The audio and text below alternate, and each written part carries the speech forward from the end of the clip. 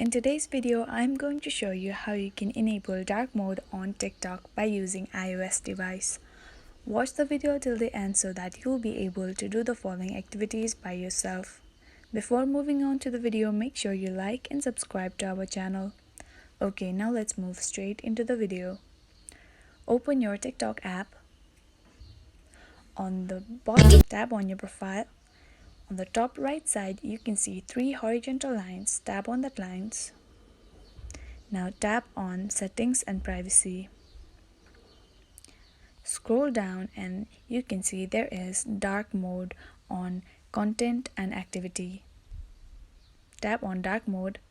Now here you can do light mode or dark mode as your requirement. You can also use the mode which is used on your phone. Enable it and it'll be dark because my phone itself is in dark mode. And that is how you do light mode or dark mode in your TikTok. That is all for today. Thank you so much for watching. If this video was helpful for you, do like, share, leave a comment down below, subscribe to our channel and hit the bell icon so that you'll get notified when we post new videos.